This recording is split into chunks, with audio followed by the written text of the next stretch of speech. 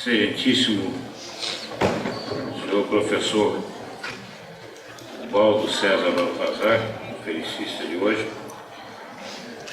excelentíssimo senhor desembargador federal Thomson Flores, excelentíssimo senhor desembargador federal Otávio Roberto Pamplona, excelentíssimo senhor desembargador federal Ricardo Teixeira do Vale Pereira, excelentíssimo senhor juiz federal Jairo Gilberto Scherfer.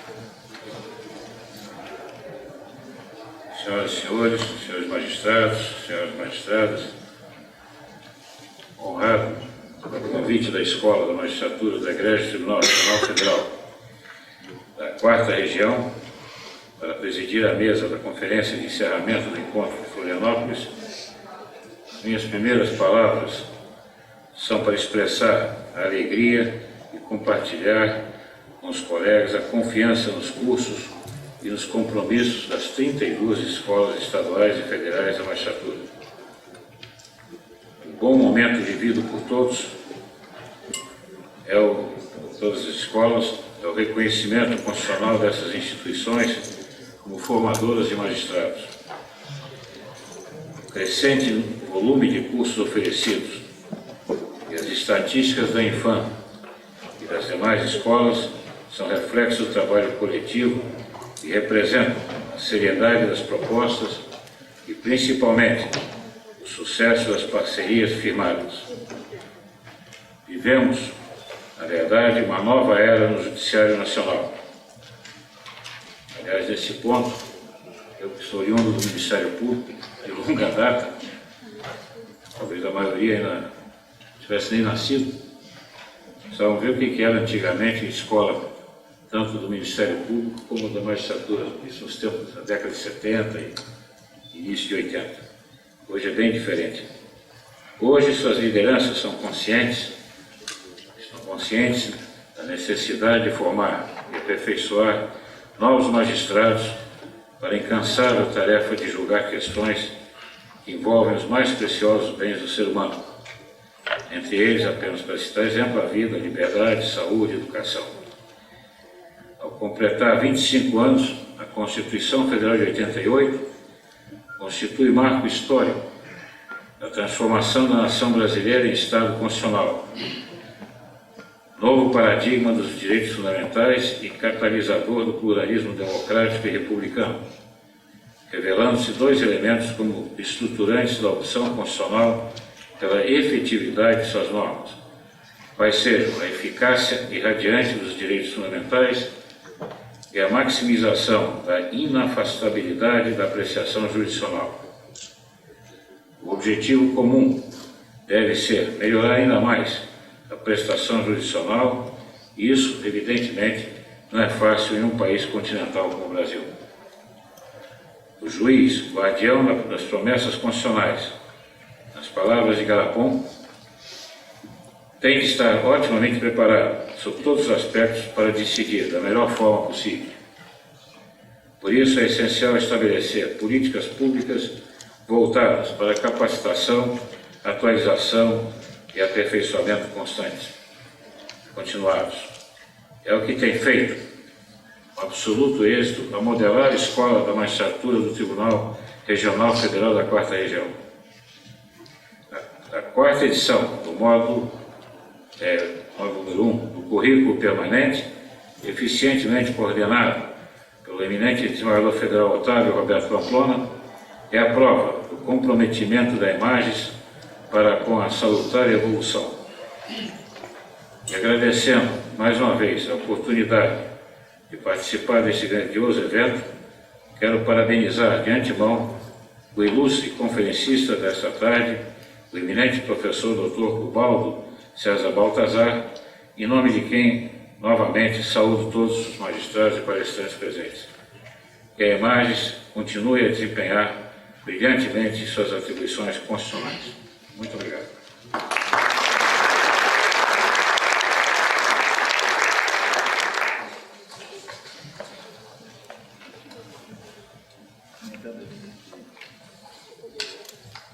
Ministro Félix Fischer, presidente do Superior Tribunal de Justiça e do Conselho da Justiça Federal, dar-lhe as boas-vindas. e, na condição de coordenador, fazer a apresentação resumida do currículo do nosso conferencista de encerramento deste primeiro módulo, dessa primeira edição desse módulo, que é o de todos nós conhecido professor Dr. Baltazar, que é doutor em Direito pela Universidade Livre de Bruxelas, Bélgica, mestre em Direito pela Universidade Federal de Santa Catarina, professor associado da Universidade Federal de Santa Catarina, vice-diretor do Centro de Ciências Jurídicas da Universidade Federal deste Estado, professor convidado de várias universidades brasileiras como ministrante de disciplinas de Direito Tributário em curso de especialização, membro da Comissão de Direito Tributário da Ordem dos Advogados do Brasil de Santa Catarina e líder do grupo de pesquisa de Direito Administrativo e Constitucionalismo. Com essa pequena apresentação, peço licença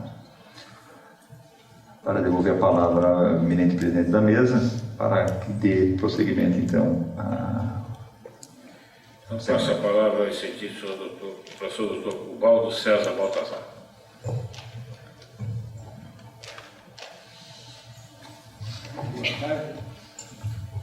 Boa tarde a todos. Eu quero, em primeiro lugar, cumprimentar os presentes à mesa, os membros da mesa, na pessoa do ministro Fischer, no qual cumprimento os demais. Cumprimentar a todos aqui presentes, já vi que tem ex-alunos, colegas da faculdade como professor, estou vendo aqui o professor Samuel Matos, professor de Direito Constitucional da nossa universidade aqui presente. Eu vou pedir licença, ministro, para ir ali para o púlpito para falar um pouquinho sobre o princípio da vedação de utilização de tributo com efeito de confisco. Como professor, eu não vou dar uma palestra, eu vou falar um pouquinho sobre esse princípio constitucional que é pouco conhecido, todo mundo pensa que conhece, mas na verdade é muito pouco conhecido e um pouco mal utilizado também no nosso sistema. Peço licença. Boa tarde a todos. Nós vamos trabalhar então esse princípio da proibição do confisco, conhecido como princípio da proibição do confisco. A Constituição, os senhores conhecem bem o artigo 150 no seu inciso 4º, diz que é vedado à União, aos Estados, ao Distrito Federal e aos municípios estabelecer tributo com efeito de confisco. Aí fica a questão prévia. O que a Constituição quis dizer exatamente com isso? Se ela está proibindo o tributo confiscatório, que tipo de proibição é essa? E para isso nós vamos começar com os fundamentos do tributo, que envolve a questão da atividade tributária como a apropriação da propriedade do particular. Então, o sujeito passivo de uma obrigação tributária, como regra geral, só no que se refere aos impostos, nós vamos ter sempre alguém que vai entregar uma importância aos cofres públicos, alguém que o Estado vai se apropriar de parte do seu patrimônio. Geraldo Ataliba, que foi nosso professor na PUC em São Paulo, na época que fiz os créditos do mestrado lá, o Geraldo Ataliba, e isso consta inclusive no livro dele, que é uma preciosidade, o Hipótese de Incidência Tributária, que eu digo sempre aos alunos, quem quer estudar direito tributário tem que ter esse livro na sua biblioteca, o Hipótese de Incidência Tributária. Lá o Ataliba diz que sempre que alguém for colocado na posição de entregar alguma importância, algum valor aos cofres públicos, pagar dinheiro ao Estado, entregar dinheiro ao Estado, nós estamos diante de 4 possibilidades. Ou se trata de um ato de vontade, portanto, porque é uma questão contratual, um ato volitivo, ou é uma indenização por um dano causado ao Estado, ou se trata de uma indenização ou uma penalidade por uma infração também causada pelo particular, ou é tributo. A obrigação tributária, portanto, é aquela obrigação que resulta de lei. Alguém pratica o ato descrito na lei. Então, se no Estado de Direito o tributo pressupõe a participação do Estado na riqueza privada, justificada pelos interesses comuns de manutenção coletiva, isso significa que o Estado como qualquer ente, como qualquer pessoa, precisa de dinheiro para cumprir as suas finalidades. E o tributo surge dessa necessidade. O tributo, nós sabemos, é tão antigo quanto o Estado. Voltando à Taliba, ainda essa é uma brincadeira que eu faço sempre com os alunos, lembrando a brincadeira que a Taliba fazia, e ele fazia a pergunta: qual é a profissão mais antiga do mundo? Aí ele fazia aquela pausa assim, ficava esperando que o pessoal começasse a se sentir incomodado. Ele dizia: não é essa não. Não é. A profissão mais antiga é de cobrador de imposto. Quer dizer, porque essa que vocês estão pensando é posterior, quando o homem, a família deixa de ser matriarcal e passa a ser patriarcal. No tempo do matriarcado não havia necessidade de exercício dessa profissão que vocês imaginaram aí. E tinha toda a razão. Então, o coletor de imposto é uma atividade tão antiga quanto as primeiras formas de Estado. Sempre foi muito mal visto, coitado do coletor, porque é uma atividade odiada, execrada pela comunidade. As pessoas tinham medo do fiscal. Eu costumo lembrar também, eu faço essa observação, inclusive no meu livro História do Tributo, de uma passagem do Testamento, do Novo Testamento, em que Cristo chama junto para si os publicanos e os pecadores. Quem são os publicanos? O publicano é o cobrador de imposto. E os fariseus dizem aos apóstolos: quem ele pensa que se diz filho de Deus, e leva para junto dele o cobrador de imposto e a prostituta, os pecadores e as pecadoras. É interessante, vejam o que significava a cobrança de tributo, nesse momento histórico. Agora, o mais interessante é a resposta de Cristo, que reflete bem o que ele pensava também sobre o assunto. Todos conhecem, é famosa essa passagem quando ele diz: eu não vim para salvar os justos, eu vim para salvar os pecadores. Ou seja, o cobrador de imposto, para Cristo, também precisava ser salvo. Isso é fantástico. Muita gente não se dá conta da evolução que nós tivemos que passar para respeitar o auditor do Tesouro Nacional hoje no Brasil. Uma coisa fantástica essa. Então, o tributo é o ônus que o cidadão tem para viver bem, viver em sociedade dentro de um Estado organizado, um Estado de direito. Eu gosto muito de falar contando historinhas. Em 1993, eu fui defender a minha tese de doutorado em Bruxelas, no final de agosto, início de setembro, e o meu orientador, quando eu cheguei para a primeira reunião, o meu orientador disse: e alô, Monsieur Baltazar, há quantas anda o Brasil? Aí eu disse: tá bem, na nossa área tem uma novidade no Brasil. Ele disse: o que é? Criaram um imposto lá agora chamado Imposto Provisório sobre Movimentação Financeira. Eu disse: é mesmo? E quais são os fundamentos? Qual é o fundamento desse imposto? Expliquei para ele rapidamente como é que ia funcionar a emissão de cheque e tal. Aí ele disse: espera aí, deixa eu entender uma coisa. Vocês criaram um imposto que tem como fato gerador a emissão de um cheque, a simples movimentação financeira através, por exemplo, de uma emissão de um cheque. Eu disse: sim, senhor, é isso mesmo. Ele disse: formidável. Vocês estão conseguindo desvirtuar a história e os fundamentos do tributo. Vejam, o imposto tinha sido criado alguns 2-3 meses antes, era coisa recente.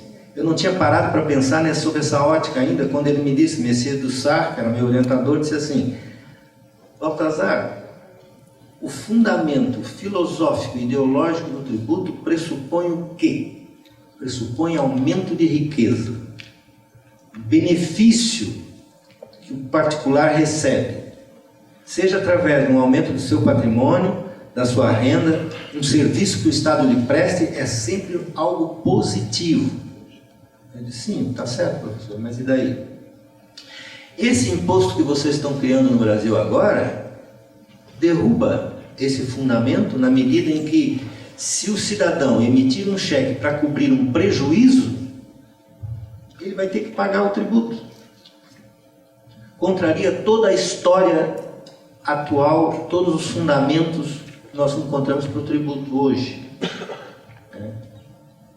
Eu achei fantástico, porque, na verdade, hoje, apesar de toda essa evolução, foi uma coisa demorada que nós tivemos ao longo da nossa história, para se chegar a um ponto em que as pessoas, não que chegou um momento que todos passaram a gostar de pagar tributo, porque ninguém gosta. Isso é um fato concreto. Toynbee, grande historiador inglês, dizia: gosto de pagar tributos porque com eles eu compro civilização. Eu tenho dúvida se Toynbee realmente gostava de pagar tributo. Eu brinco também com isso, eu digo, ou era de outro planeta, ou é um grande mentiroso. Por quê? Com todo respeito a Toynbee, mas ninguém gosta de pagar tributo. O que existe é um grau de resignação maior ou menor ao tributo. Nós, brasileiros, nós estamos com a nossa paciência em relação à carga tributária chegando no limite. Mas se nós formos verificar países nórdicos, os países europeus da Europa do Norte, o grau de resignação é alto, altíssimo, porque as pessoas têm serviços que revertem em seu favor, eles percebem que o que estão pagando está voltando em forma de serviço. Então se resignam mais facilmente ao tributo. Esse é o fato concreto hoje que nós temos em relação a essa questão do se eu gosto ou não gosto de pagar tributo. Como eu digo, ninguém gosta. A gente pode se resignar um pouco mais ou um pouco menos. Se resigna mais facilmente quando nós pagamos vendo onde o nosso dinheiro está sendo aplicado. Essa é a diferença, então.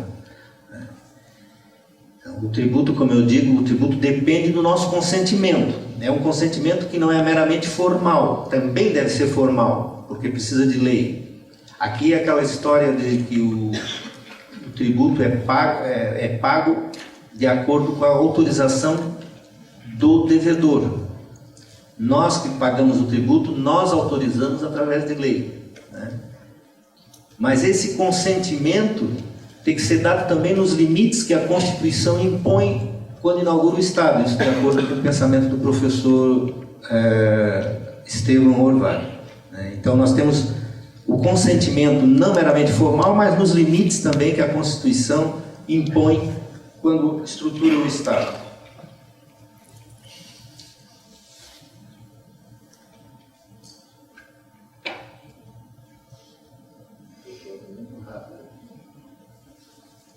E nós falamos na questão da necessidade de lei, como que surge na história da humanidade, da nossa civilização, um princípio de legalidade. E nós vamos trabalhar rapidamente essa questão para chegar finalmente ao problema do tributo confiscatório. O princípio da legalidade tributária, Sanz de Borranda, que é um financista, tributarista espanhol, escreveu uma vasta obra chamada Hacienda y Derecho, que é interessantíssimo porque ele se preocupa muito mais com a história dos institutos do que com a análise atual.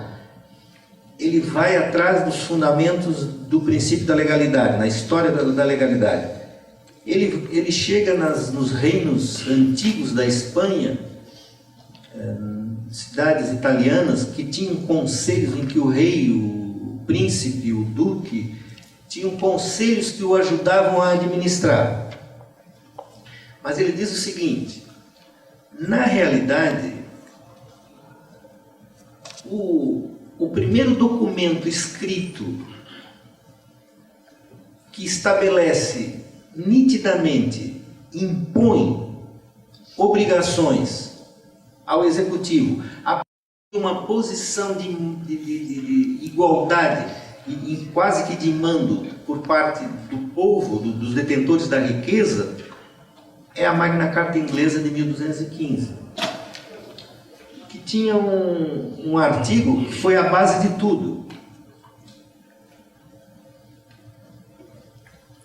esse artigo 14 da Magna Carta, que é o artigo 12 na primeira versão latina, ele dizia lá, ó, não se estabelecerá em nosso reino auxílio nem contribuição alguma contra os posseiros de terras enfeudadas, sem o consentimento do nosso comum conselho do reino. Veja, até aqui basicamente é o que nos interessa. Aí vem as exceções, para confirmar aquela velha brocardo que não há regra sem exceção, né? Então a mesma Magna Carta já estabelecia 3 exceções que o Conselho do Rei não precisava dar autorização, o rei podia retirar o que precisasse, que era o caso de o resgate da pessoa do rei, armar cavaleiro o filho primogênito, ou a consignação para casar uma só vez a nossa filha primogênita. Então a moça tinha direito a separar quantas vezes quisesse, agora o dote era uma vez só na primeira, né? E vejam a parte final da Magna Carta, desse dispositivo da Magna Carta, que dizia: e mesmo nestes casos o imposto ou auxílio terá de ser moderado. Nós temos várias coisas que podem ser tiradas daqui, que aliás estão nos fundamentos do direito tributário contemporâneo.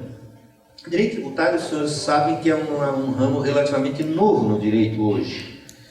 O direito tributário, ele tem um DNA registrado de 1919, com o primeiro código tributário alemão. O Enno Becker, que foi o autor do primeiro... Foi o primeiro Estado europeu, foi a Alemanha, que sistematizou a atividade tributária através desse documento, que foi o primeiro código tributário. Em seguida, 3, 4 anos depois, foi o México, e aos poucos foi se espalhando e estruturou-se então verdadeiramente um direito tributário. Não que não houvesse tributo, como eu disse, tributo é tão velho quanto o Estado. O que não havia até então era um ramo jurídico organizado, estruturado, sistematizado, né? Isso surge em 1919 na Alemanha. Pois bem, mas onde começam os fundamentos disso tudo?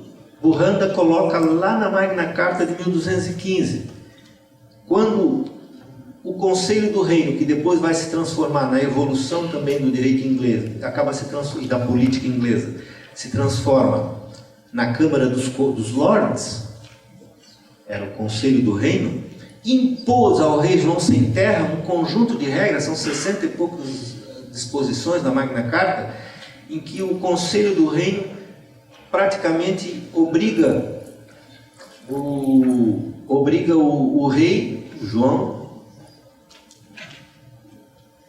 a dançar conforme a música que o Conselho estabelecia.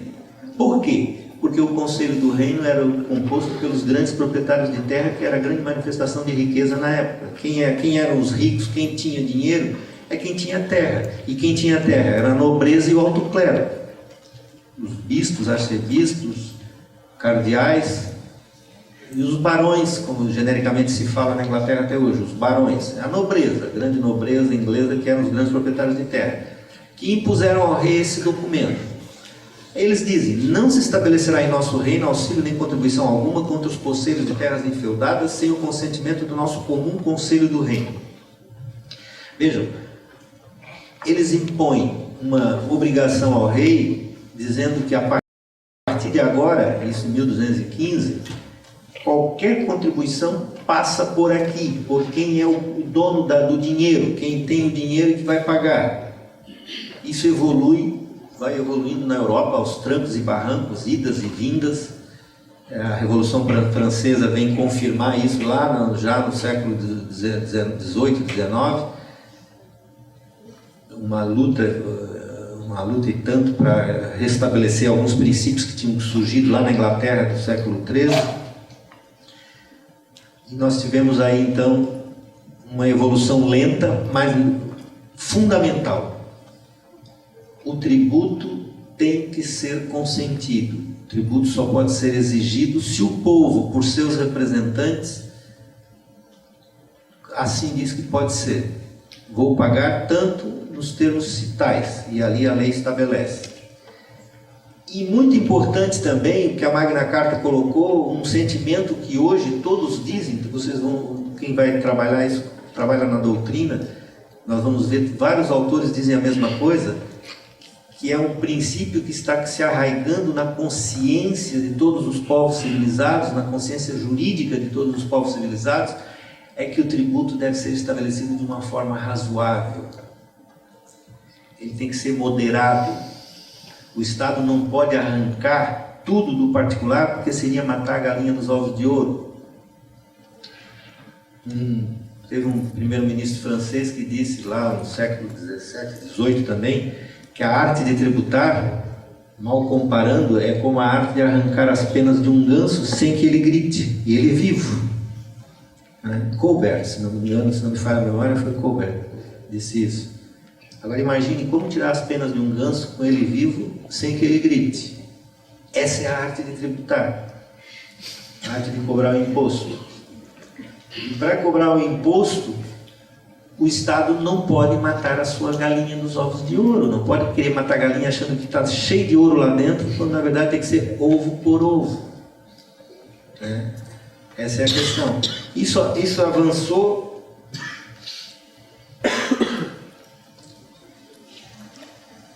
e o tributo hoje incide basicamente sobre a propriedade, no seu sentido mais amplo. Se durante muito tempo havia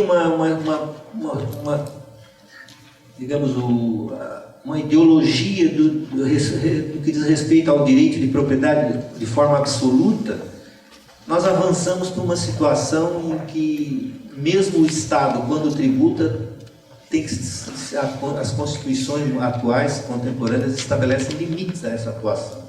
Por quê? Porque a propriedade finalmente passa a cumprir uma função social e o tributo, onde é que entra o tributo nisso?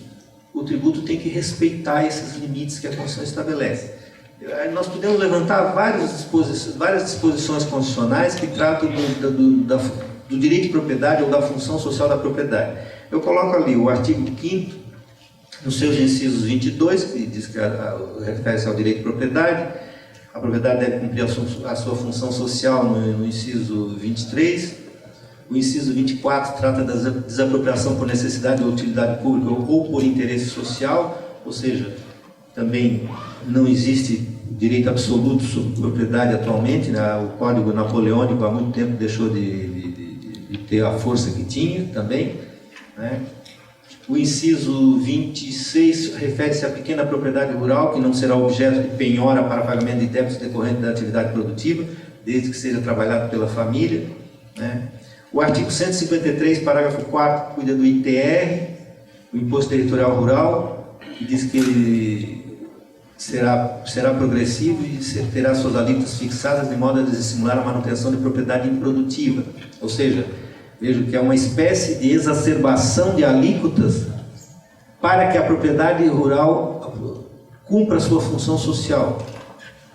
Não se trata aqui de confisco, absolutamente. Seria um aumento na alíquota para que o proprietário utilize bem e produza de forma que haja um proveito social nessa propriedade também. O parágrafo 4º, no inciso 2º, coloca também a imunidade da pequena gleba rural. Quando cultiva só com sua família, agora não mais só com sua família, quando cultiva o proprietário que não possua outro imóvel. Essa foi uma mudança que a emenda 42 de 2003 trouxe, que retirou aquela exigência de que o proprietário cultivasse só ou com sua família. A mesma coisa a questão do tamanho da propriedade. Vocês sabem bem, até 88 eram até 25 hectares, a propriedade rural era imune. Só que 25 hectares tem uma realidade, é uma realidade diversa no sul e no norte, no nordeste, no centro-oeste. Alguém que tenha 26 hectares no Mato Grosso é o quintal da casa dele. Aqui em Santa Catarina é uma fazenda. Então são realidades distintas. Então o Constituinte em 88 acabou com essa questão do limite fixado na própria Constituição e deixou por conta de lei. Então hoje tem uma diferenciação de área para fins de imunidade. O sul em torno de 30 não me engano é isso, 30 hectares, o Nordeste, a Amazônia Oriental 50 e a Amazônia Ocidental e o Centro-Oeste do país com 80. Então existe uma variação aí, mas enfim, o que nos interessa aqui é saber que a Constituição estabelece, tem algumas regras, algumas normas constitucionais que dizem respeito a uma observância da função social da propriedade em que o Estado pode intervir e pode praticar políticas, digamos, exercitar políticas que envolvem o exercício do direito de propriedade. Lembrando o artigo 170, no inciso 3º, que diz que a ordem econômica deve observar o princípio da função social da propriedade. O artigo 182, parágrafos 2º e 4º, também trata da propriedade urbana e a função social e a intervenção do Estado no exercício do direito de propriedade. Enfim, nós temos aí, são dispositivos que tratam da propriedade no nosso direito constitucional. O princípio da proibição do confisco. Relembrando rapidamente, confisco, a origem etimológica vem do latim confiscare, que é o que é concebido no ambiente jurídico como a ação de força exercida pelo Estado, consistente em transferir para si todos ou parte dos bens do particular. Então, quando se fala de confisco, significa que o Estado se apropria dos bens do particular nos casos e condições previstos em lei. Veja, a Constituição, ela diz que é vedado utilizar tributo com efeito de confisco. Ela não está proibindo o confisco. É isso que precisamos ver aqui. Então, primeiro, para que haja confisco é preciso uma previsão legal de dois tipos, negativa e a positiva. São ambas dirigidas do Estado para o particular.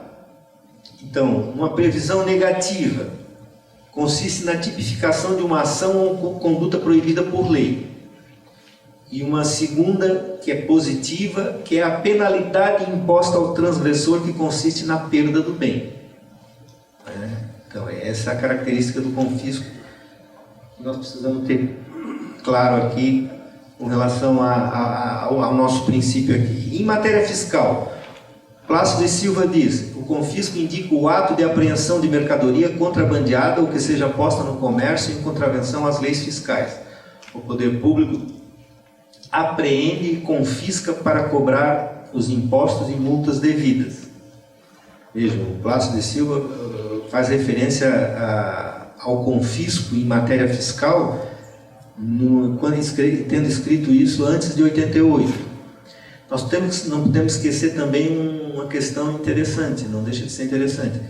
O princípio da proibição de confisco, da vedação de utilização de tributo com efeito de confisco, é novo no direito brasileiro. Ele surge de forma expressa em 88. Mas então não havia nada a respeito antes? Evidente que sim. A doutrina, se nós formos fazer a pesquisa nessa área, nós vamos verificar que a doutrina brasileira já se referia a um princípio de utilização de tributo com efeito de confisco que se extraía de forma implícita dos grandes princípios constitucionais então vigentes, como legalidade, igualdade, anterioridade, princípio federativo, princípio republicano.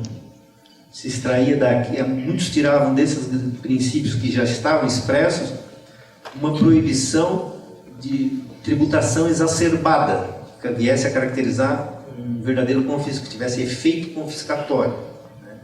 Então, o artigo 150, no inciso 4º, ele diz lá: sem prejuízo de outras garantias asseguradas ao contribuinte, é vedado à União, aos Estados, ao Distrito Federal e aos municípios, utilizar tributo com efeito de confisco. Então, nosso sistema tributário nacional inovou nesse sentido porque o Constituinte, em 88, preocupou-se em conferir à sociedade um elemento positivo que impossibilitasse a livre atuação estatal na instituição de tributos. Considerando o nosso modelo federativo, é um princípio então dirigido às nossas 4 pessoas jurídicas de direito público que exercem competência tributária: União, Estados, Distrito Federal e municípios. Então, o princípio insere-se como um contrapeso ao poder de tributar. por ser esse poder tributário parte do poder político estatal, o princípio de forma ampla consiste numa barreira de que os detentores desse não podem dispor livremente. Então, o princípio da proibição do confisco é claramente, certamente, uma limitação imposta pela Constituição ao exercício da competência tributária exercida pelo Estado. Muito bem. O que significa que, como eu já disse, a Constituição não proíbe o tributo confiscatório. O tributo confiscatório.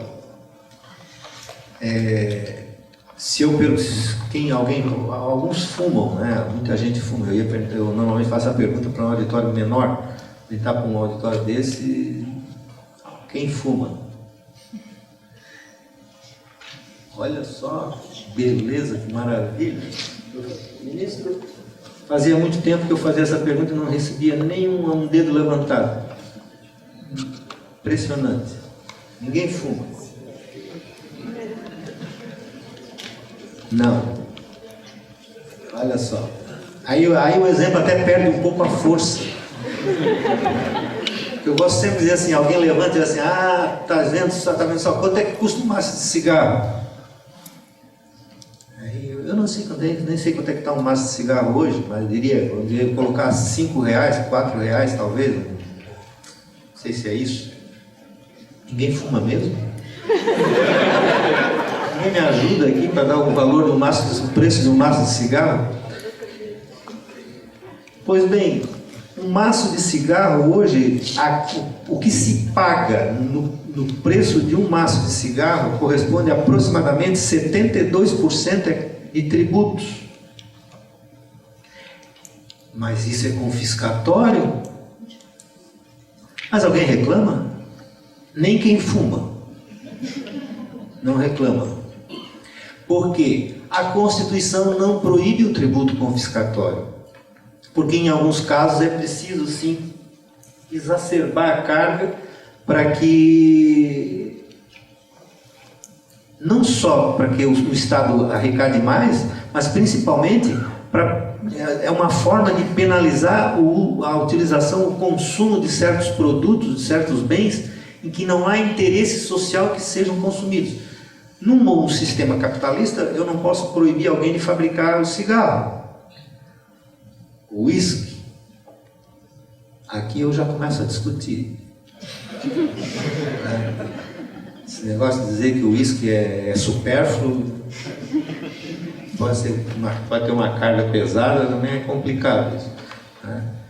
Eu tenho um amigo que adora aquela bebida, o rum Bacardi. Ele diz assim, mas está cada vez mais caro. Qual é a carga tributária desse negócio? Cada vez que eu vou comprar uma garrafa, aumentar o preço está maior e tal. Eu digo, meu caro, é destilado. Destilado é supérfluo. É que nem o cigarro. Não, o cigarro eu concordo, mas com o Bacardi não. Mesma coisa é perguntar para uma mulher se o batom, se a base, tudo que ela usa para se maquiar, se aquilo é supérfluo ou é essencial. Essencialíssimo. Para a sociedade, através da manifestação do Estado, é supérfluo. A carga tributária é maior. O Supremo eu coloco aqui, o Supremo já considerou válida a declaração de perdimento de um automóvel por entender que em momento algum emprestou-se a tributo contornos de verdadeiro confisco. Ao contrário, cuida-se da entrada de bens no território nacional sem a obediência das normas legais. E aí paga tudo que tem que pagar e ainda com multas e todos os encargos. O que tornaria digamos, uma tributação exacerbada, confiscatória. Mas o problema é que não se trata de uma penalidade nesse caso. É diferente do tributo com efeito confiscatório. Porque aí ele não configura a penalidade.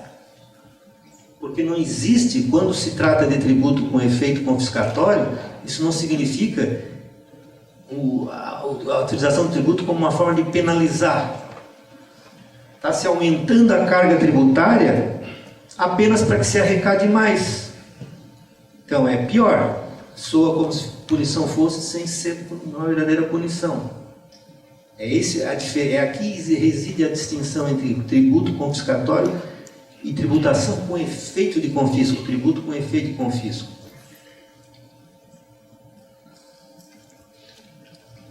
Então, o princípio do não confisco e o direito de propriedade têm o mesmo tipo de relação com a tributação. Ambos servem como limites à atividade tributária.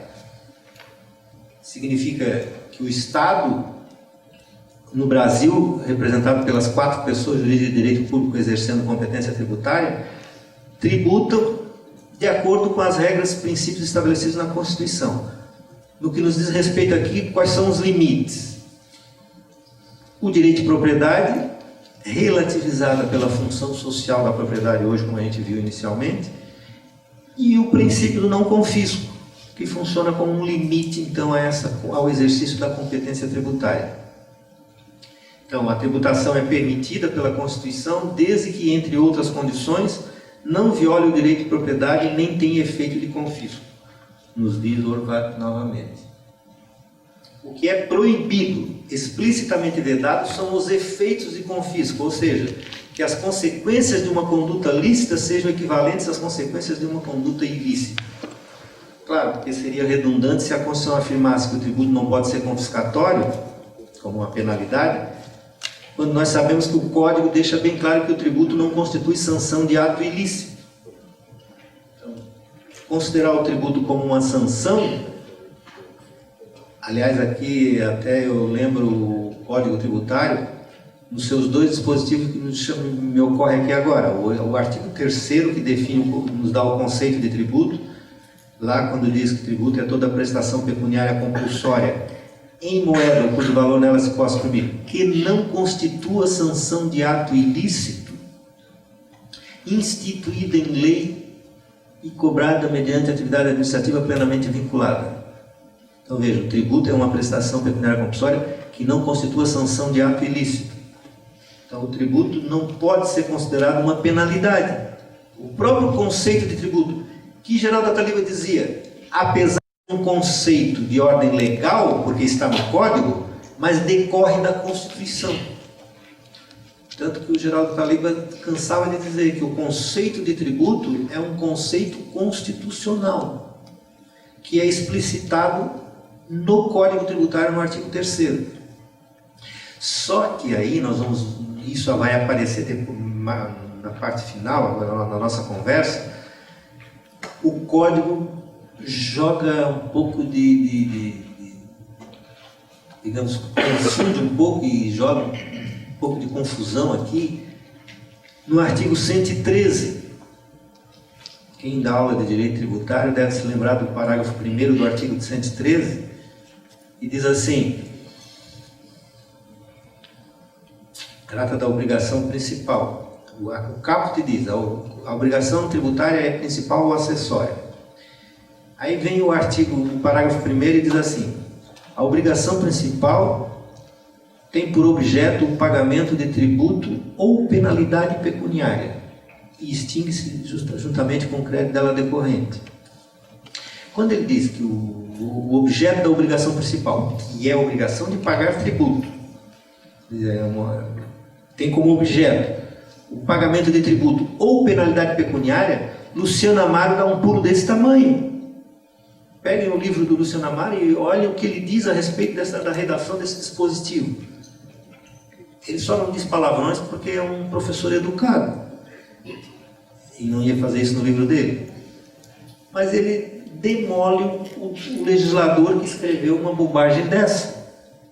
Porque tributo não é penalidade. A obrigação principal não pode ter como objeto o pagamento de penalidade pecuniária. Fôssemos levar ao pé da letra essa disposição, e nós iríamos destruir os fundamentos da tributação no Brasil a partir do próprio conceito de tributo, no artigo 3º do Código Tributário, e o conceito que decorre da Constituição.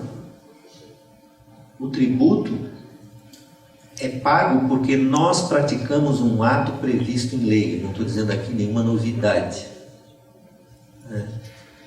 ele incide, o legislador se apropria de atos, fatos ou negócios jurídicos que têm um conteúdo econômico, os transforma numa hipótese legal e, a partir desse momento, quem praticar esse ato é obrigado a recolher uma importância aos cofres públicos. E é isso que acontece normalmente, é isso que vai acontecer. Então, quando o Código, no artigo 113, parágrafo 1º, confunde a obrigação principal, a obrigação de pagar tributo, com a obrigação de pagar penalidade pecuniária, o pesquisador mais desavisado, digamos, ou não muito exigente, vai dizer assim, ó, bom, mas então o tributo pode ser penalidade também. Então, todo esse discurso sobre o princípio da vedação de confisco cai por terra também. Não tem muito sentido. O que não é o caso. Porque, na verdade,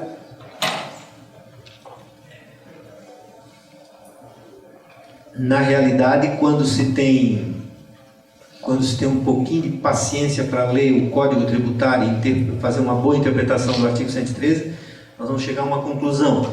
O Código, em momento algum, diz que tributo é penalidade. A penalidade é equiparada a tributo para fins de cobrança executiva. E aí se resolve o problema da interpretação do parágrafo 1º do artigo 113. Um grande problema que nós temos é a aplicação do princípio a casos concretos, que é objeto de reflexão. Convenhamos, dizer assim, o que diz a Constituição? Que é vedado estabelecer tributo com efeito, exigir tributo com efeito de confisco. O problema é, a partir de que momento essa carga terá efeito confiscatório? Qual o limite que, em termos para ser bem claro, de alíquota, em que nós poderíamos dizer assim, não, para tudo, porque aqui está ocorrendo um verdadeiro confisco. E essa alíquota está me impedindo de realizar minhas atividades, de fazer meus investimentos, de ganhar a vida, viver bem, viver com dignidade. Qual o limite? Qual o limite disso? Como caracterizar esse efeito confiscatório?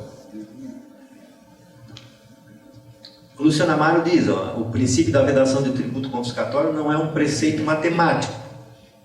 É um critério informador da atividade do legislador e é, além disso, preceito dirigido ao intérprete e ao julgador, que, à vista das características da situação concreta, verificarão se um determinado tributo invade ou não o território do confisco. Continuo sem saber qual o limite. O que o Luciano Amaro deixa claro, através dessa sua observação, é que cabe ao intérprete, cabe ao julgador, no caso concreto, dizer se o tributo está tendo um efeito confiscatório ou não. A questão importante: ocorreria esse efeito confiscatório com um único tributo? Ou tem que considerar a carga tributária fiscal, tributária global? O sistema tributário teria um efeito confiscatório? Poderia ter um efeito confiscatório? Vocês devem estar lembrados que uns anos atrás o professor Ives Gandler escreveu um artigo em que ele analisava a situação da carga tributária brasileira e dizia assim, ele disse textualmente: o contribuinte brasileiro hoje recolhe 59 tributos.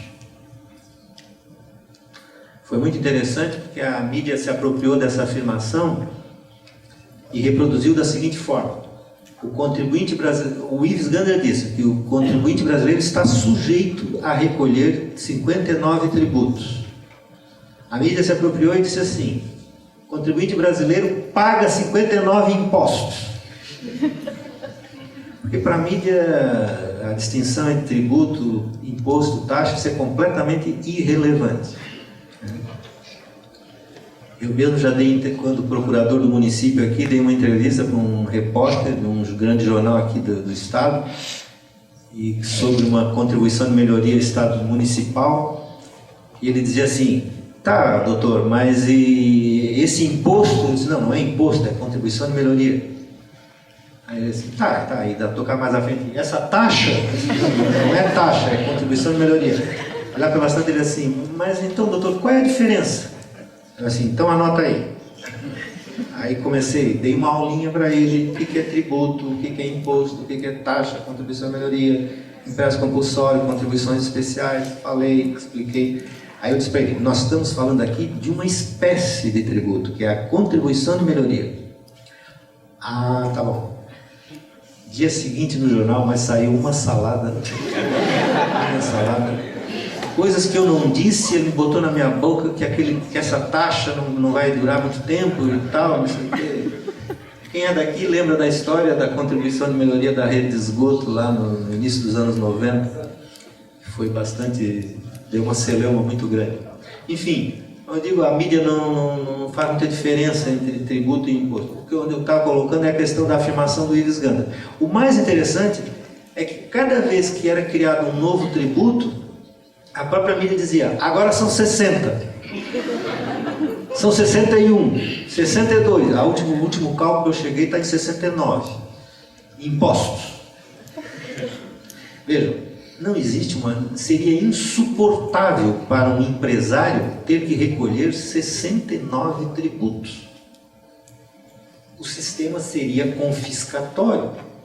Evidentemente, teria um efeito confiscatório, teria simplesmente acabaria com qualquer possibilidade de alguém exercer suas atividades nesse país. Já está difícil uma carga tributária pesada. Agora imagine, pegássemos todos os tributos do sistema e jogássemos tudo em cima de nossos empresários, nossos contribuintes de empresários, seria simplesmente o caos, né? Evidente que, como eu digo aqui, que o nosso modelo federativo não ajuda muito nesse raciocínio, porque nós temos um modelo federativo sui generis, né? Todos sabem que nós estamos inseridos nesse sistema, com 4 pessoas jurídicas de direito público exercendo competências tributárias, cada um com suas próprias competências, seus próprios tributos. Daí que fica a dúvida se o que deve ser considerado é o sistema no seu todo, envolvendo os 4 entes federativos, ou a carga confiscatória poderia ser caracterizada a partir da identificação da carga de um único ente federativo, ou dentro de um ente federativo de um único imposto, um único tributo. Normalmente a gente fala no imposto, que é o que mais pesa para os contribuintes. Essa questão de qual o limite, como caracterizar a carga confiscatória, o efeito confiscatório, já foi tentado. O Fernando Henrique Cardoso, quando era senador, apresentou um projeto de reforma do Código Tributário e pediu o auxílio do Geraldo Ataliba. E nesse projeto de lei complementar, 173, de 89, o Ataliba propõe, nesse artigo 7º do projeto dele, do Fernando Henrique, dizia, considerar-se-á caracterizada a utilização de tributo com efeito de confisco sempre que seu valor, na mesma incidência ou incidências sucessivas, superar o valor normal de mercado dos bens, direitos ou serviços envolvidos no respectivo fato gerador, ou ultrapassar 50% do valor das rendas geradas na mesma incidência. Ali vemos parágrafos, são regrinhas que disciplinavam um pouco a questão e tal, mas nos interessa o caput mesmo do artigo. Resolveria o problema considerar o efeito confiscatório sempre que seu valor na mesma incidência ou em incidências sucessivas superar o valor normal de mercado dos bens, direitos ou serviços envolvidos no respectivo fato gerador, ou ultrapassar 50% do valor das rendas geradas na mesma incidência. Eu não comento nada, só dou a resposta do Ives Gandra. Considerar que a perda total do bem seria confisco, mas não 95%, ou que o que ultrapassar 50% das rendas teria o mesmo perfil, desde que em uma única incidência e não em todas elas, diz o Ives Gandra, é não evitar o confisco, mas legitimá-lo. Claro, porque na medida em que eu só poderia considerar como confisco, um efeito confiscatório, a perda total do bem. Mas nós temos situações em que pode-se perder 95%. E aí, pela proposta do Geraldo Caliba, isso não teria o efeito confiscatório. O Hugo de Brito Machado, quando trata do assunto, diz que o caráter confiscatório do tributo há de ser avaliado em função do sistema, vale dizer, em face da carga tributária das exações em conjunto. Mas só que o Supremo acatou essa tese da totalidade da carga, mas registrando que o exame do caráter confiscatório restringe-se à soma dos tributos exigidos por um determinado ente federativo. Ou seja, não é a carga tributária de todos os tributos do sistema, como quer o Hugo de Brito Machado. O Supremo, nesse sentido, foi mais pé no chão, digamos assim. O caráter restringe-se à soma dos tributos exigidos por um determinado ente federativo. Então, isso envolveria os tributos ou da União, ou dos Estados, do Distrito Federal ou do município. O professor Rosa Júnior e o professor Ives Gander dizem: nenhum tributo isoladamente, nem a carga tributária global podem atingir a renda mínima do cidadão necessária para cobrir os gastos pessoais e familiares como moradia, alimentação, saúde, educação, e etc. Gandra diz: há um tributo confiscatório e um sistema confiscatório decorrencial. A meu ver, a Constituição proibiu a ocorrência dos dois como proteção ao cidadão. Com relação à carga com efeito confiscatório em relação a um único tributo, são pouquíssimas as decisões. Eu confesso a vocês que fiz uma pesquisa, praticamente não digo que não existe, porque encontrei essa, que diz que o IPTU tem como fato gerador a propriedade, mas a base de cálculo é o valor venal do imóvel, segundo o Código, nos artigos 32 e 33. Assim, a avaliação da propriedade em valor real não pode servir de esteio ao seu lançamento, o que configuraria um verdadeiro confisco conforme o entendimento do artigo 150, inciso 4 da Constituição Federal. Por quê? Porque se eu considero o valor venal do imóvel, é o valor da terra nua. E se eu considero o valor real, eu tenho que considerar tudo que tem no imóvel. E aí a decisão vai nesse sentido. Seria um IPTU com efeito confiscatório se fosse a base de cálculo considerada como o valor real do imóvel. O Tribunal Regional Federal da Quinta diz, em decisão de 95, ele entendeu que as alíquotas de 35%, 25% e 20% incidentes sobre a transmissão do ouro, ou a transmissão e resgate de título representativo de ouro, a transmissão de ações de companhia abertas e sobre saques de caderneta de poupança, exacerbam a capacidade contributiva do sujeito passivo tributário, inviabilizando inclusive as operações realizadas pelos contribuintes. Veja, em relação a um único tributo, que seria o IOF aqui, que envolve a transmissão do ouro, transmissão e resgate de título representativo de ouro, não é o ouro mercadoria. Então aqui essas alíquotas seriam confiscatórias em relação a um único tributo, a um único imposto, portanto. Aí nós chegamos na questão da tributação do mínimo vital. O Roque Carrasa diz que o tributo não deve retirar do contribuinte o mínimo vital, pois os recursos econômicos indispensáveis à satisfação das necessidades básicas das pessoas, o mínimo vital, garantidas pela Constituição, especialmente em seus artigos 6º e 7º, alimentação, vestuário, lazer, etc., não podem ser alcançados pelos impostos. Tais recursos devem ser salvaguardados pela cuidadosa criação de situações de não incidência ou mediante oportunas deduções legislativamente autorizadas. O artigo 7º, só relembrando aqui rapidamente, da Constituição, de certa forma leva a esse entendimento que o mínimo vital consagrado na Constituição não pode ser tributado de forma exacerbada. Não que não possa ser tributado, mas não pode ser tributado de forma exacerbada. E lá vem o inciso 4º do artigo 7º, coloca como direito do trabalhador urbano ou rural, salário mínimo fixado em lei nacionalmente unificado, capaz de atender às suas necessidades vitais básicas, sua família, como moradia, alimentação, educação, saúde, etc., etc., sendo vedada sua vinculação para qualquer fim. Questão do salário mínimo. Aqui é interessante, só lembrando que a Constituição de 46 era bem mais explícita na questão da não tributação do mínimo vital. Porque lá no artigo 15, no parágrafo 1º, dizia, isso é a Constituição de 46,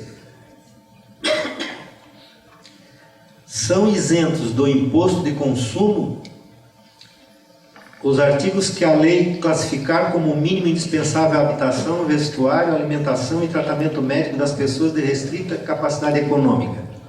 Veja, era muito mais explícito. A Constituição estabelecia uma isenção.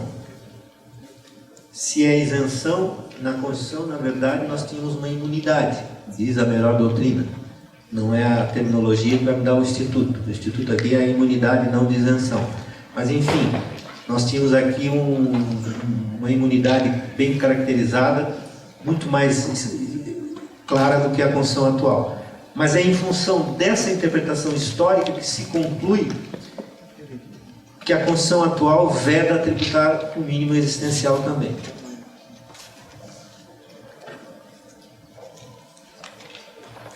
Já me deram 5 minutos, então eu quero trabalhar uma outra questão, que é a questão da multa tributária com efeito confiscatório. Há aqui um dissenso doutrinário, porque nós vimos até agora que o tributo não pode ter um efeito confiscatório. A Constituição é muito clara quando diz: é vedado utilizar tributo com efeito de confisco. E agora? Uma multa que é aplicada por uma infração à legislação tributária, ela pode ser elevada, exacerbada, ou como querem alguns, não. A multa, ela tem um caráter pedagógico, educativo, mas assim como o tributo não pode ser tão pesada que inviabilize os negócios do particular. Nós temos hoje no Brasil duas grandes correntes. Eu coloco aqui representadas pelo Hugo de Brito Machado, o HBM, e o Ives Gander da Silva Martins, o IGM. Hugo de Brito defende a posição de que a referência do não confisco não se aplica ao descumprimento de normas formais tributárias. E aí eu reproduzo algumas afirmações dele. O princípio não é aplicável às multas, pois seria absurdo dizer que a Constituição garante o exercício da ilicitude. Sustentar que a garantia do não confisco aplica-se às multas é defender claramente o direito de sonegar tributos. Na verdade, tanto o Hugo de Brito como a professora Isabel Derzi se apegam basicamente a uma interpretação, digamos, formal, literal formal da Constituição Federal, na medida em que a Constituição refere-se a tributo. A Isabel diz que o exame do princípio deve ser feito a abstração de multas e juros a caso devidos. As sanções, incluindo as multas, podem levar à perda substancial do patrimônio do contribuinte sem ofensa ao direito. Então, na realidade, é uma interpretação baseada na literalidade, na questão formal. Então, eu chamo a atenção aqui para a posição do Hugo de Brito Machado, que é bastante interessante, porque ele, baseado na interpretação da Constituição, ele chega a essa conclusão. Então ele diz assim: se usarmos um método de interpretação literal, nós vamos ver que a Constituição refere-se a tributo, e tributo não é multa. Se formos no teleológico, a finalidade da multa é desestimular práticas ilícitas. Se formos usar um método lógico sistêmico, o princípio garante o livre exercício da atividade econômica, e não é razoável invocar-se qualquer garantia jurídica para o exercício da ilicitude.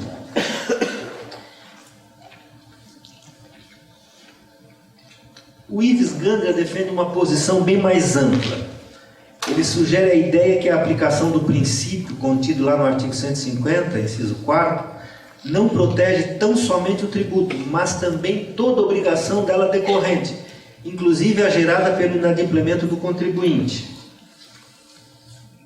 O Constituinte, ao vedar o confisco, referiu-se à obrigação tributária principal e não especificamente ao tributo. É uma interpretação extensiva que amplia o campo de abrangência do princípio em estudo. Aí eu lembro o artigo 113, no parágrafo 1º, quando o Código Tributário Nacional diz que o objeto da obrigação principal é o pagamento de tributo ou penalidade pecuniária. É aqui que o Ives Gandra vai se apegar para dizer assim, não, apesar de ter usado a palavra tributo lá no texto constitucional, mas o alcance é maior, é a obrigação tributária que vem abrangida aqui. E o próprio Código diz que o objeto da obrigação tributária é o pagamento de tributo ou penalidade pecuniária. Então, uma penalidade também não pode ser exacerbada, caracterizando um verdadeiro efeito confiscatório. O Supremo, ao julgar uma ação direta de inconstitucionalidade, que pedia a suspensão da vigência desse artigo 3º da Lei 8.846 de 94, combinava uma multa de 300% do valor da operação de venda da mercadoria ou de prestação de serviço, para a hipótese de não emissão do correspondente documento fiscal. O Supremo considerou que 300% era muito. Era confiscatória essa penalidade. Considerou como inconstitucional, então, o dispositivo. O professor Zelmo Denari sustenta também, junto com o Ives Gandra, a tese de que o princípio de não confisco abrange as multas tributárias. Só que o Zelmo, inteligentemente ou espertamente, diz assim, porque o Supremo já decidiu. Né? Então, pronto, está resolvido o problema. Me evita uma reflexão maior aqui agora. Né? Se o Supremo já decidiu e o meu tempo está esgotado, segundo a gentil senhorita ali, né? Então, eu trago com curiosidade para encerrar aqui apenas essa disposição da Lei 8.218 de 1991, que em determinadas situações estabelece uma multa de 450%. Olhem só, rapidinho, leiam comigo. Nos casos de lançamento de ofício, nas hipóteses abaixo, sobre a totalidade ou a diferença dos tributos e contribuições devidos, aqui é outra bobagem que se insiste no legislador, provavelmente essa lei é resultado de uma medida provisória.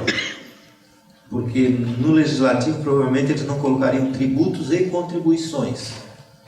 E o próprio Supremo está cansado de dizer que as contribuições têm natureza tributária.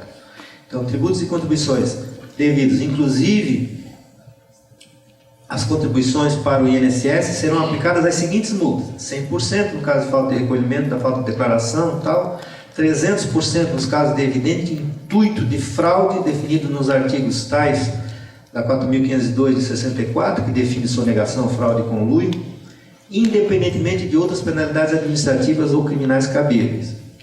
Veja, já tem uma penalidade aqui de 300% que é pesada.